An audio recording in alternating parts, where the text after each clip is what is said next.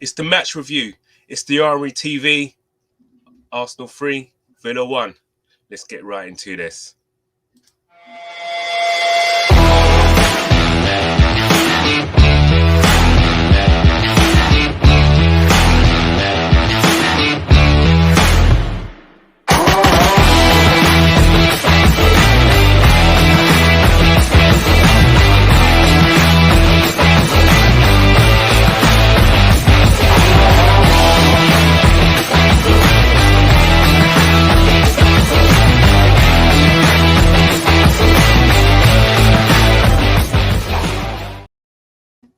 Hey, yes, good afternoon, and welcome to the Armoury TV, and it's the reaction of Arsenal 3, Villa 1. And James, it's good to have you on board, mate. How you been, sir? What's good, bro? Yeah, man, I'm buzzing. I'm in a really good mood. It's for once we actually had an early game, and I can enjoy the weekend now. So yeah, I'm buzzing. How are you? Yeah, no, good, man. Last time we had a Friday night game, it was a bit of a horror show, Brentford, etc., etc. But we came good last night. I think everything that we wanted to do, we did in that first half, and it was almost perfect first half. I mean, we had the quick start, didn't we? Really, how we wanted. We set the tone out. Give me your breakdown. What you thought about that? The first half and how we started and our dominance really for that first half. Yeah, man. Well, it seems to be a common theme now, which I like. Is we're not, even when we lost Brentford, Chelsea, City, there were the early periods of the game, the first 10 minutes, we were out of the blocks quick. Yeah. It's going to take a little bit of time. Well, as you saw, Chelsea and City sustained it relatively well because they have superior squads, and then they battered us. But against the teams where we're either in even contest with or we're meant to be beating, we're showing up, we're getting results. And I think that was I don't know. I like the Tottenham win because it was sweet because it's against the trophy dodgers, but this probably was the best game I've seen under Arteta in a very, very long time. And it might be the best game we've played, honestly, under him. You know what? Yeah. I can't remember first half. So I pretty much agree with what you're saying. Sorry, carry on. But yeah, no, I'm very impressed. And what's nice to see now is I was kind of skeptical about the performance after the Tottenham game, because it was like, right, okay, is this you're performing because it's the North London derby, or is this a style of play that you're trying to implement? And then those questions were raised again against Brighton when we drew 0-0, and then when we drew with Palace 2-2. We didn't have that. I think with the Brighton game, it was Graham Potter tactically was better than Arteta in that game, and then we started off the game well against Palace, and then I think that game highlights the inexperience within the squad. As Arteta keeps referring to, we have the youngest squad in the Premier League. There is going to be dips and naivety within the squad, and I think that Palace game highlighted this. But on the flip side, against Villa, a game that I thought is going to be very, very tough. I thought Villa have as good of a squad in terms of overall, maybe not star players, but the quality across the board. They're decent squad. Very good squad. And I thought it was going to be tightly contested, but boy, how wrong was I? Absolutely. My dad. So I'm back in Brentford now. So obviously I came back from Portsmouth.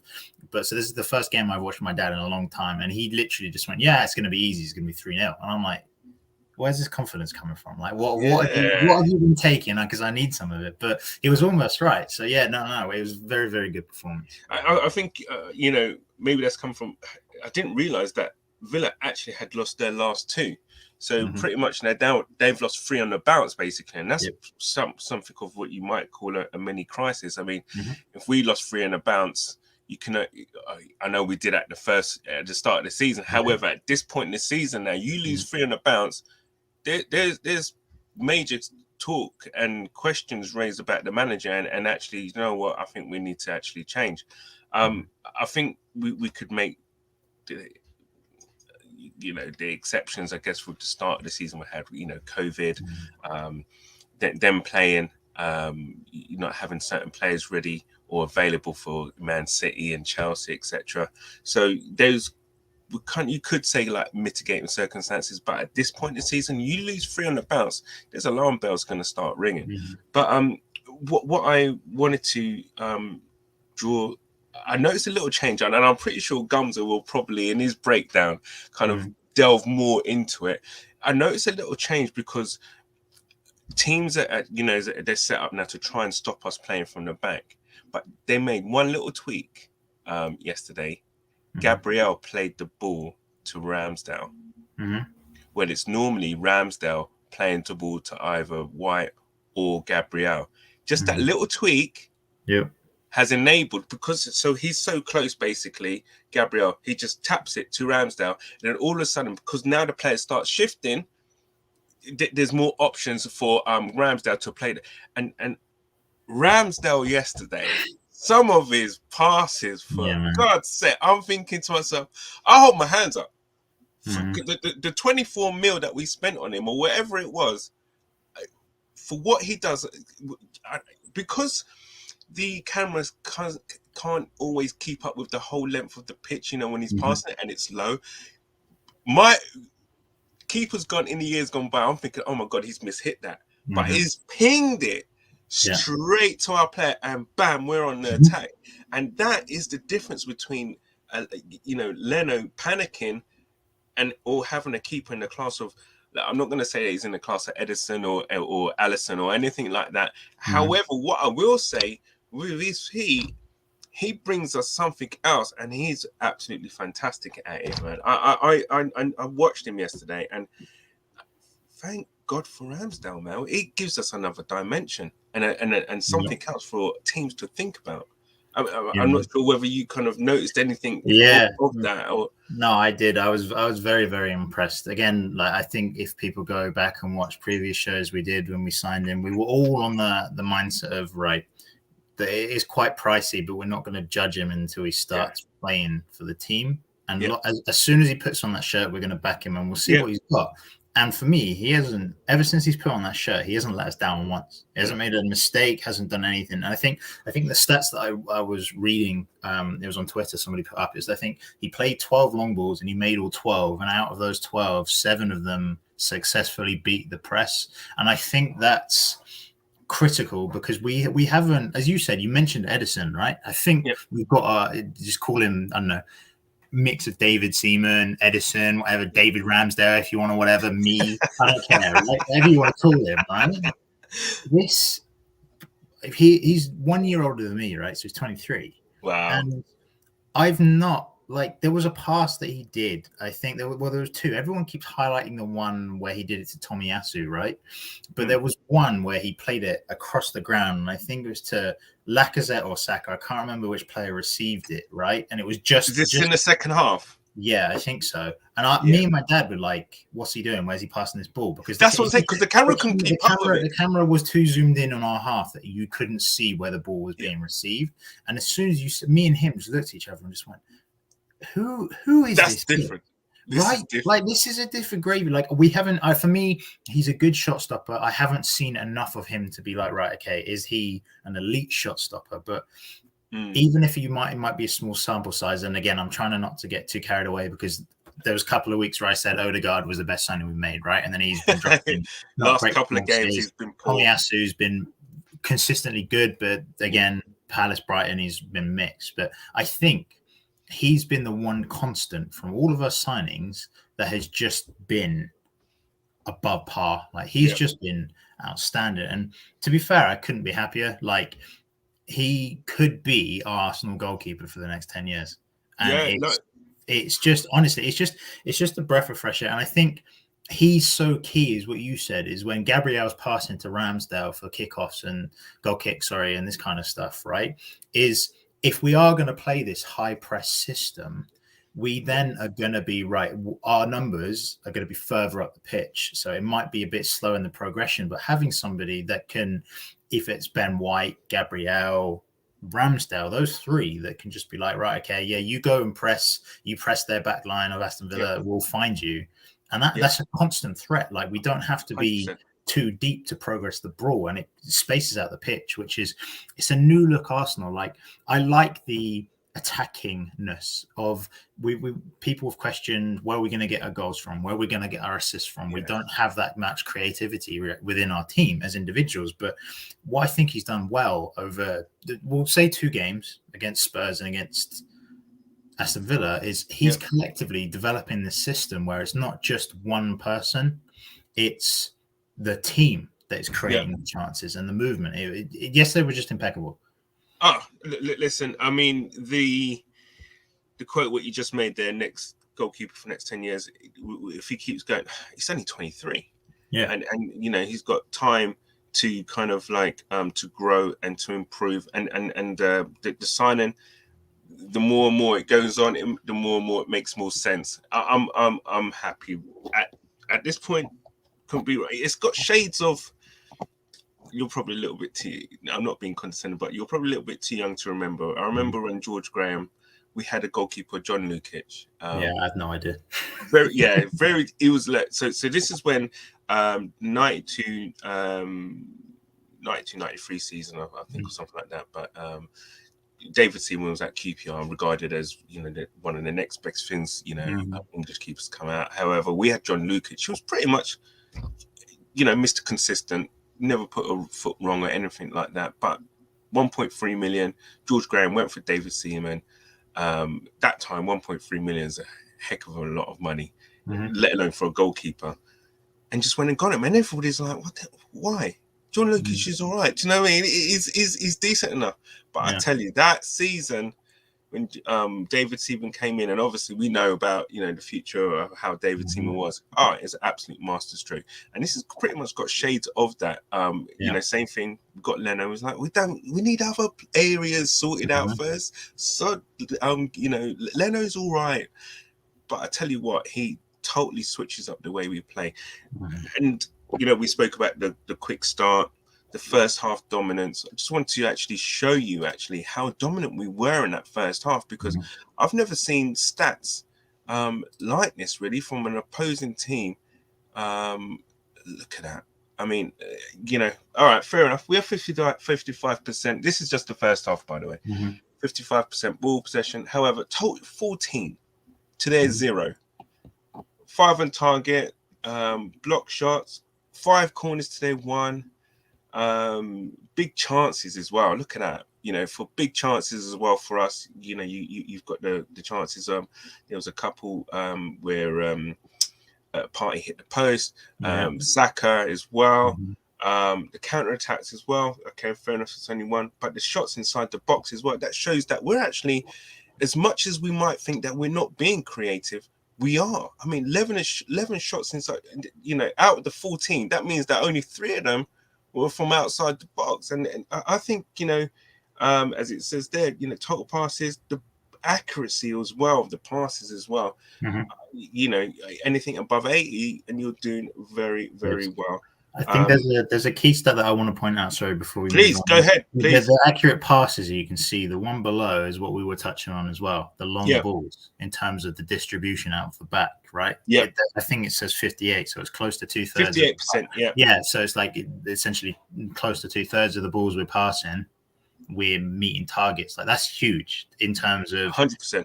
That I think comes from what you said with Ramsdale, because the passes that he made, which were hitting the targets, were from him going out from Saka, Lacazette.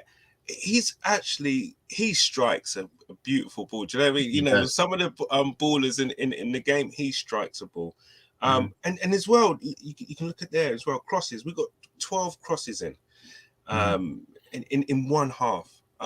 That's numbers. That's some serious numbers. So for first half, and where you pretty much spoke about maybe one of the best, or if not the best, that you've seen an Arteta team play, that pretty much backs up what you're saying in all really.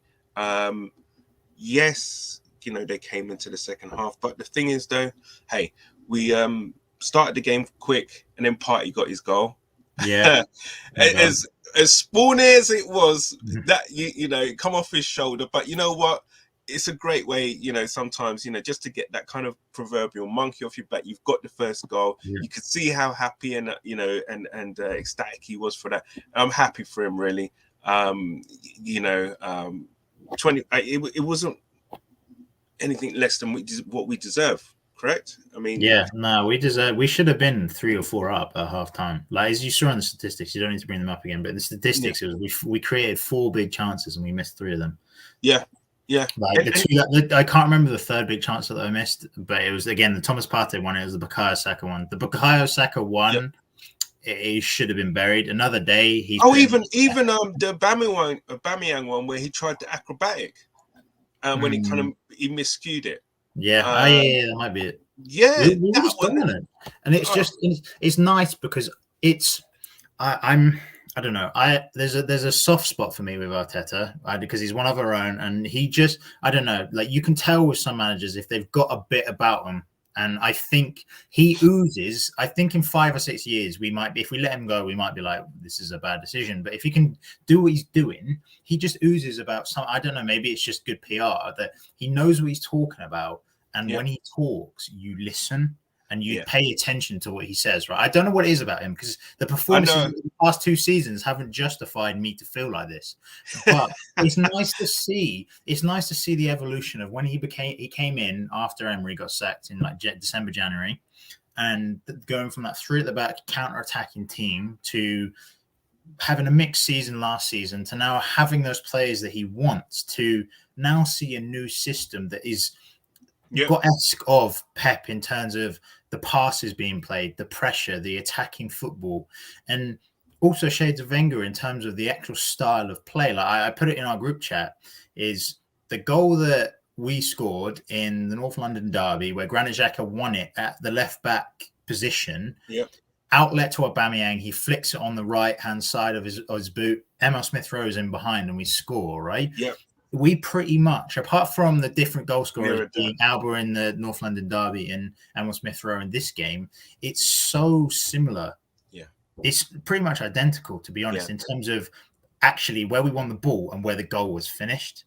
Like it, and we are starting to see, I think, bits and pieces. There we say it. I think because this is the second time we've seen this style of play. It's going to be a rough journey, but if we're seeing this style of play every 2 games, do you know what? Like we're gonna get somewhere. I'm feeling confident in where we're going at the moment. You may say this in 3 games where we lose around the bounce. Fingers crossed and touch wood that we don't, right? But for now, based on that, the Aston Villa game in isolation, it's very, very positive. Yeah. And the thing is as well, we're what 6 unbeaten in the league right now? Is it? Is it 4 wins, 2 draws? Yeah, listen, that bad. You know, you can't. You know, with the start that we had and the whole doom and gloom, it's not a bad response and not a bad kind of. You know, hey, you know, pick yourself up, guys, and let's now we've got all our players back. These are now Arteta's players, and he is maybe trying to get a style of playing. One thing I was very happy with is that he somehow shoehorned the formation to have both Aubameyang and Lacazette playing pretty much close to each other, and you can see straight away that they were, you know, really, really happy with that, both players. I think so. I think that's the key as well. I'm sure Gumza will go in on it when he breaks down the game. But the big thing, I don't know if you paid attention to it or maybe not, but I think the reason we won the game is because their ball progressor, Douglas Luiz, the person that gives the outlets to the Lacazette was on him, right? He was man marking him everywhere. Douglas Luiz was, Lacazette was. He couldn't. He had no time to receive the ball and pass it, and does what he does effectively for Aston Villa. That was tactically very, very good from Arteta in the terms of how he handled that. And I think what's also good is you said you you're saying I like this, I like that about how the team was performing, right? For me, I like the togetherness of the team, and I like the mentality of the young players. Like I've seen, right, there's three things that, well, Ramsdale obviously he loves Arsenal, been a boyhood fan. He loves playing for the club. You can see it, right? Emile Smith-Rowe, obviously they released, I don't know if you saw before the game, they released a commercial about the local barbers by the Emirates Stadium. I don't know. No, I didn't see that. Right, so they've done like a bit of they're trying to help local businesses, right? So this is their promotion, right? It's not what was in the video that is important. Is the Standard, the newspaper, did an exclusive interview with Emma Smith Rowe, right? I don't know if you've seen his quote or not, but he said, I want to buck the trend of modern football where players go to multiple clubs. If I can, I want to be a one-man club. I love this club and I want to be a legend here. And this is what he said. I might be paraphrasing a bit and misquoting him. Probably, but on the lines of he wants to be a one-man club, and if he can, he wants to stay here forever. Yep. Amazing, great attitude to have. That's what we want to see. And 100%. Also, the last one for me was the Sambi Lokonga. Right, I don't know. Again, if you've seen this, is after the Palace game, he openly said, "Look, I made a mistake. Yep. That me losing the ball caused the goal. I apologize, but I can't wait to get out there and put my mistake." He was great yesterday. He was fantastic, and it's the shift of attitude of the squad. We've gone from older players that have been here collecting high money, complacency, don't want to play for the club. And let's be honest, in terms of the quality of the players, very few of them deserve to be playing for the Arsenal Football Club, right? Yep. Now it's a complete switch of, which I was hoping to see, is young, hungry players that want to play for the shirt and take responsibility. And you saw that throughout the team. And it was just the celebrations with the fans and everything.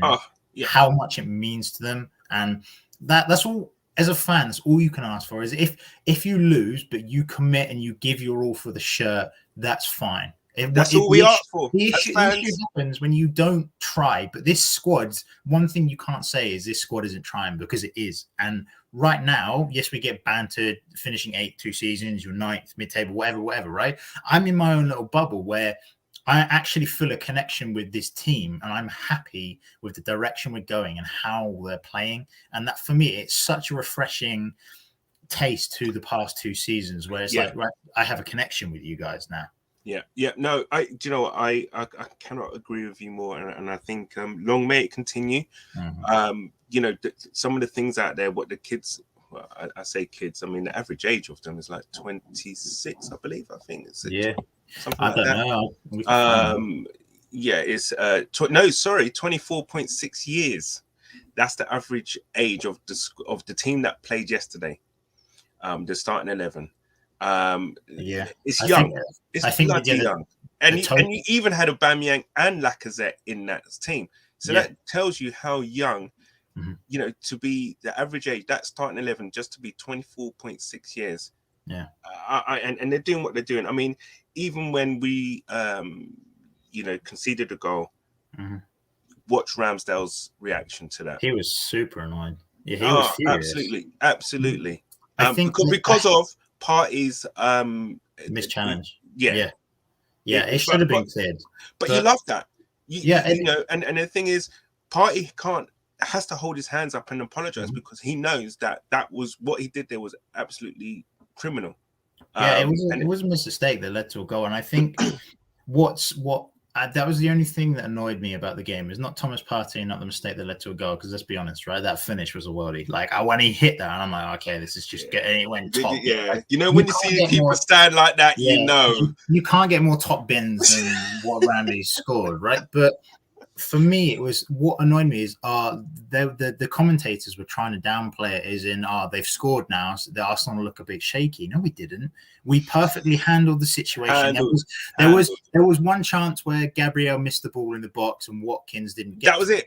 Apart from that, we saw out the game and we handled it really, really well. And I think what we'll see is, the further we go within the season, if this squad can stay uninjured, again, fingers crossed, touch wood, that we don't have any injuries to key players, you'll see that the naivety of this squad gets less and less, because, again, it is young, and the more we play together, the more we be like, get that experience and just go again. And that's what I'm looking forward to seeing at the end of the season, in terms of a general overall, because we know we can do it attackingly now. We have got stability in defense, but when it comes to crunch time, to seeing out games, holding a 1-0, we always saw 1-0 to the Arsenal, right? We were famous for doing that. If we scored, you weren't scoring back, right? Because we just held on to the game.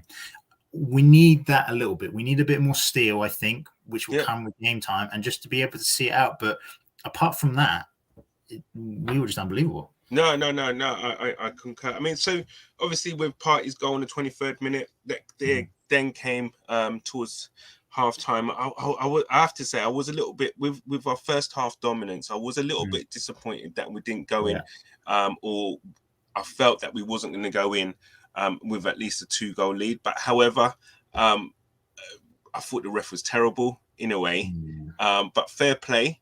Obviously the guys from Stockley Park were in the ref's ear and said, go and have a look at, that target Saka and Lacazette, because straight away from first off it looked like a penalty, because it's one of those ones where Lacazette just got there before him, and he knew that there was going to be contact. If he got there before he knew there was no way that he was going to get that ball and there was going to be contact. And to be fair, this is one of the situations where VAR has actually got it right, and fair play to the ref. He actually went over, had a look, and overturned his original decision, and we got the penalty. So that's one situation there where VAR kind of got it right. However, Aubameyang took the penalty.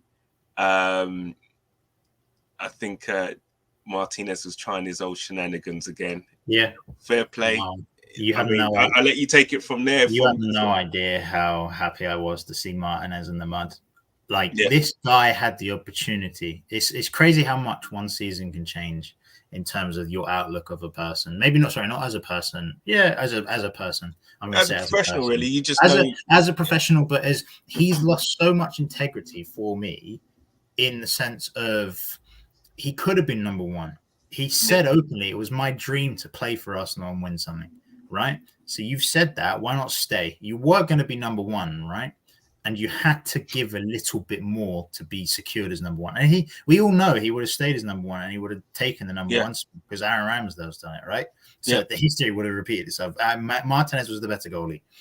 And he can't stop. Whenever he does or speaks against for like an Aston Villa press conference or on his socials, he can't not take a slight dig at us. We didn't give him enough support, or I wish I never left Argentina to come here, right? The only reason you're at that level is because of the faith we put in you. Yes, you delivered on the stage we needed you to, and we're grateful for that. But the way he has handled himself since moving to Villa, from an Arsenal perspective, maybe I'm being biased, but from my general perspective, is he's lost all integrity now. And I was shithousery. I was so joyful. There was one scenario where Martinez was trying to get in Alba's head, right? Maybe he did because he missed the penalty, but we scored on him, so it doesn't matter. But Lacazette was having a go at him. And I don't know if you saw this. And he had to be told by the referee, and I think it was Mings that brought him back. And Lacazette wasn't having any of it. He was giving it back. And I'm like, it was so nice to just be able to put him in his place a little bit and say, look, you were playing for the Arsenal and now you're at Villa. Behave and get back to where you belong, right? And it was just the ultimate be quiet, stay humble, go focus on Aston Villa. Because to be fair, he did well with the initial penalty, but I have to say the finish from the rebound was even better. It was good. It was beautiful, and for me, it topped it off. And there was a tweet that I saw that I'll see if I can find it later on. But where he was on the ground, it looked like he was crying. That was so beautiful. Lovely. That was so beautiful. It was lovely. Absolutely. I think it was good to see that. I think I just had a feeling that he would save the penalty just because he is a unit, to be fair. He is a unit. He has a presence. But I'm going to get onto some of the comments before we move on. Mr. Silverfox has been on very, very, very prolific here. How you doing? So it's good to have some of your comments. Afternoon, my bros. I thought it was very brave, but proved to be an excellent decision to play Tavares instead of Tierney last night and dropping Odegaard to give credit to Arteta. I think in terms of Tavares, his hand was kind of forced in a sense because Tierney had an injury. But you want to give a brief update of what you thought of Tavares and his full Premier League debut? Yeah, he's quality. He's still very raw. He needs to improve defensively a little bit, but you've seen the quality in both of his feet and how he is in terms of his final ball. Like that ball to Saka was incredible. He cut all three centre-backs out of the game and played it to him. And it's just, in terms of, if we're speaking about raw athleticism, he so much pace, so good in the air. Yeah, powerful. Like I've not seen someone this athletically gifted in a while play for Arsenal, and it's odd to see it at left back because you normally see the dynamism and as a centre forward or in the midfield somewhere, right? But he has all the traits to be a solid left back, and it was nice to not see for once a drop off, which I was worried about. He kept going. Starting 11. I'm not even in his. He kept going in the pitch. It was just nice to see of a player like Tierney and how important he was for us now that he's injured, and the fact that Tavares, he's done it on a few occasions as well. He's come in and he's stepped in and he's performed brilliantly. It's nice to have that knowledge of if Tierney, our first choice, is injured, we have a very, very good young left back that's coming in and playing, and we're not going to see a drop off in performance. So I've been impressed with him when he's played. That may happen on the other side with Tamiyasu if he has an injury. That might be a little bit of a problem, but maybe that's something that they might address maybe in January or in the summer. But I absolutely take your point. Mr. Fox, again, I know what you mean. What I mean by brave is the potential backlash of it if we lost the game from our reactionary fan base. Yeah, I think Odegaard, deserved anyway to be dropped. If there was one player that was going to be, and also Pepe was dropped. I think those two out the last two games have probably been the least consistent. Well, I'm not sure what's going on with Odegaard at the minute, but his passing is way off at the moment. It's just not coming off. So for him, maybe good for him to sit down, sit out a couple of games. Hopefully, with Lacazette, it was just cramp the reason why he went off, because he was working his proverbial socks off. Yes, Mr. Fox again. Sambi Lokonga ball on his back. Listen, I thought Lokonga had a very, very solid game yesterday. I think it was more of that disciplined kind of role that he played alongside Partey, because we had enough players up front to do what they needed to do. He was a bit that, and I think it suited him, to be fair, because he's biting in tackles, he's winning the ball back, high up as well. And then even starting, back again and keeping that pressure on the Villa back line. And I think, Saka as well, he gave Mings a torrid time. He did.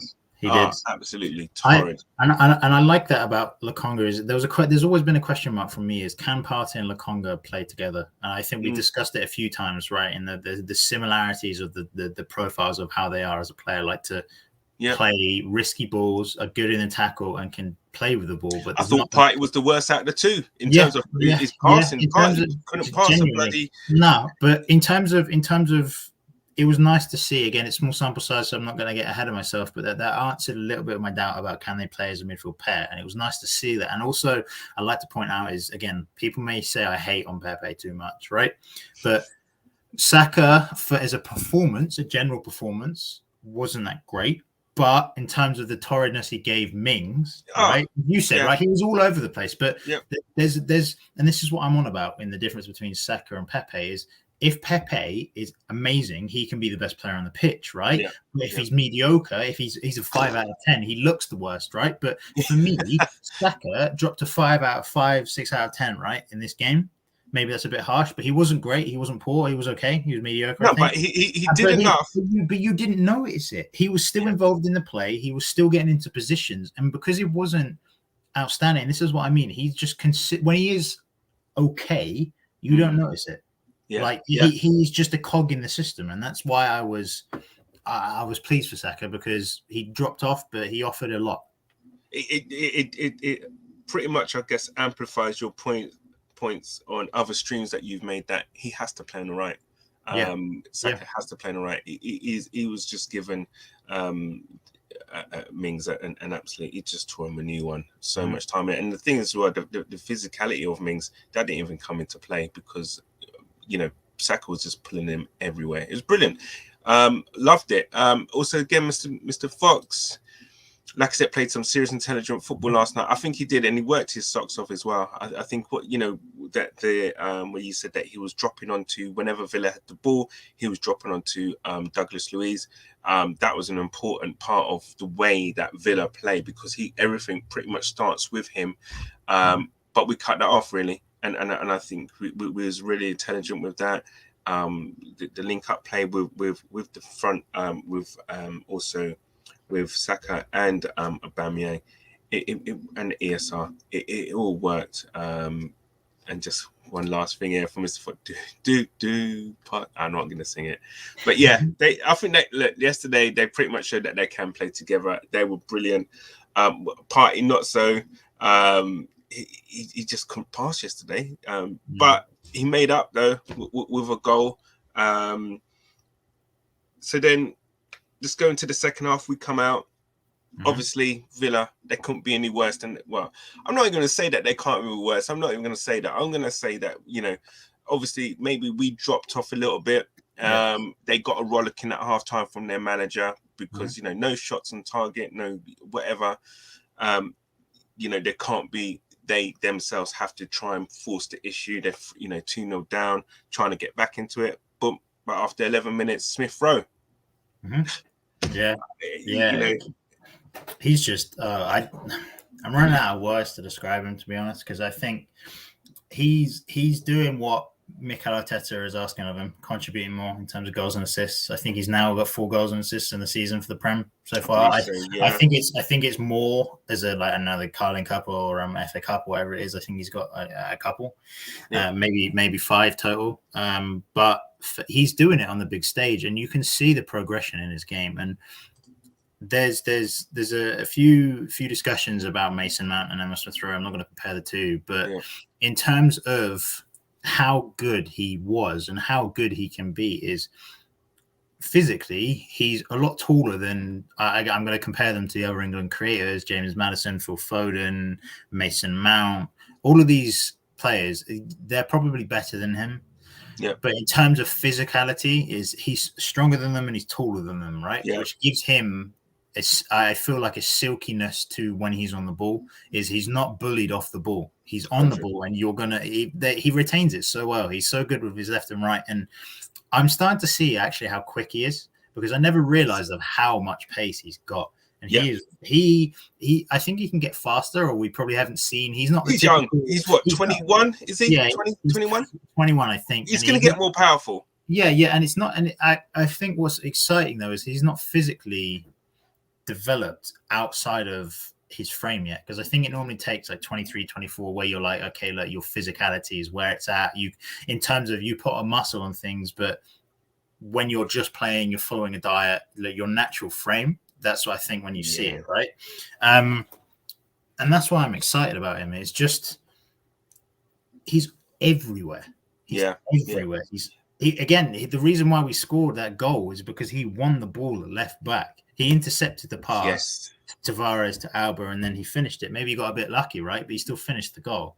And just overall, he was just all over the pitch. And 100%. I loved his performance yesterday, and I've just put up the formations basically of how pretty much the teams were set up. Yeah. We resisted going back to a back three. There was talk that we are susceptible to teams that play with a back three. That yesterday dispels that myth. We stuck with our back five. Sambi and Partey were both obviously the pivot, so to speak, in midfield. Then you had the three, Saka, Lacazette, and Smith Rowe. Smith Rowe obviously working off the left and Saka off the right. Brilliant. And it allowed Lacazette and Aubameyang to play close together, because you had you had Sambi and Partey basically as your kind of like, they were doing pretty much Odegaard's job, then it allowed Lacazette really to kind of like, if you don't get back, that's fine, because we've got these two basically doing what what needs to be done. There you can see at the bottom there where it says the average age, and look at the average age really of Villa. They got a whole pretty much year and a half on us, and I just think it was a polished performance really from the kids really, in the sense that we went through no up by the 56th minute and managed the game really. Fair enough that it may sometimes at some points got into a bit of like you attack, we attack kind of thing, but I never felt that we was under any pressure. their goal came in the 82nd minute, and maybe in years gone by, we may have been a bit, ooh, okay, if they get another goal, then we might be in trouble here. But I didn't feel that kind of like the air of in I don't know that they will actually score another goal. Yeah, as you say, the goal was a worldie. No keeper's going to stop that. I think it was a bit of a cop out from Party, maybe with the challenge, maybe thinking that I don't want to get injured. The game's won, 3-0 up.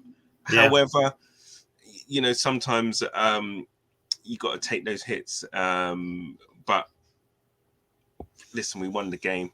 Yeah, man. I think we come out of it unscathed. Yeah, I'm glad. That's also a positive. And what I liked about that the graphic you had up is it highlighted, I think, where we won the game in terms of the sense of, obviously we've spoken about Lacazette and how he was man-marking Douglas Luiz, but in terms of the formations that we were playing, obviously they went a three at the back again. Gamza, I'm sorry if I'm ruining stuff that you're going to be talking about by the breakdown, but in terms of the average position, obviously this isn't this is showing the formation we lined up in, right? So I'll have a look at it later on as the average position of the players. That would be interesting. Second half, right? So you can see, and I think that would highlight my point is they were playing a 3, as you can see, a 3-5. Is it 3-4-1-2? 3-4-1-2, right? 3-4-1-2. So they lacked the width.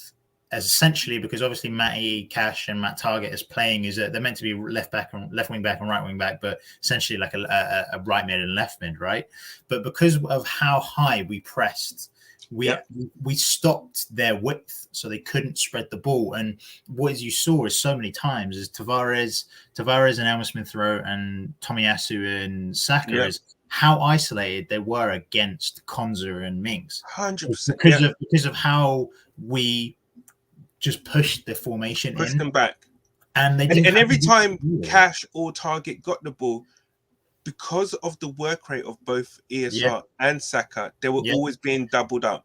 So they could never get Party. You saw it multiple times where whenever Danny Ings or Watkins or Leon Bailey or Emi Buendia had the ball in that left pocket of our field or right pocket of our half, they were double teamed either by Gabriel, Lokonga, Emma Smith Rowe, Tomiyasu, Saka, even Lacazette and Aubameyang were all surrounding them, getting involved. I think that's the superiority of the first half, maybe more than the second half, but and that's why they had to change system. That's why they went for it at the back. I think they took Wanzebe off and tried to get it. So that's why it was just nice to see everyone working hard, and it was nice to see the tactical superiority, because it's been a while since we've seen that, where we can pick out, like I've just done, the Douglas Luiz and the formation of how we were pinning their left back and right back out wide to make a 5 at the back, that he's identified where we can make the holes and make the adjustments and actually win the game. So I thought it was a very polished performance. First half, the first half, I think, is probably it was like, even though we only scored the 2 goals, it was on par with the Tottenham one, because of the fact that we were so solid. We out the tactics. We outmaneuvered them pretty much. To have no shots at all. There's an area of superiority there. So as we know, they scored in the 82nd minute, and we spoke about it briefly. Top bins. However, it was the reaction really of the keeper Ramsdale to that goal. But I think the back 5 anyway, they were solid enough, and I probably think this is probably one of Ben White's as well best games for us as well.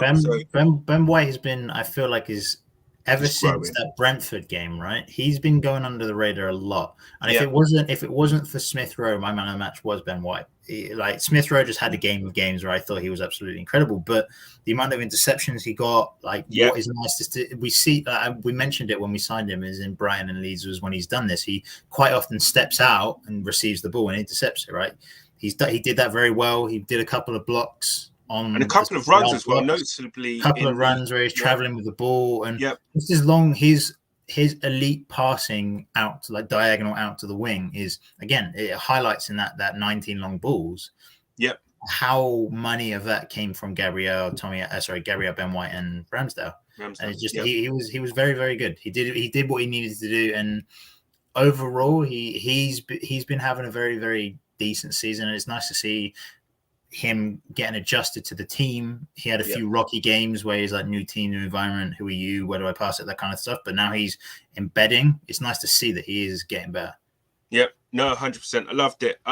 Listen, just to wrap, obviously, from our Armoury TV channel, don't forget to tune into Gums' The Breakdown on Monday evening, where he and his guests will give their tactical analysis from Friday night. And you know what? I'll be tuning into that because it was very, very, I mean, especially the first half performance. What we did there, you could almost say as a tactical masterclass in terms of, you know, from time you restrict even if they, you know, a one shot where it wasn't even on target, but to have no shots. Villa, was it a case of Villa being very bad or us being very good? But hey, Gumzo will break it down. Listen, James, it's been fantastic. Thank you very much again. Pretty much 3-1. I think we, you know, as I said, the game was wrapped up after the 56th minute. Couldn't see any way back there for Villa. We're getting stronger, you know, quietly moving on. Fair enough, only 9th in the table with a round of games to come today and tomorrow. But to get the teams around us, really, I'm pretty sure they'll be taking points off each other. So it's all to play for. The next couple of games, we've got Leeds coming up in the EFL Cup, and then we have Leicester away. So Leeds at home in the EFL Cup, which will be interesting what team he puts out for that, because Leicester away will be a very, very stern examination of our credentials as well as a team and how much we've improved. So, yeah, all to play for. As I said, great to have you again, James. Great for you to be back. And we out.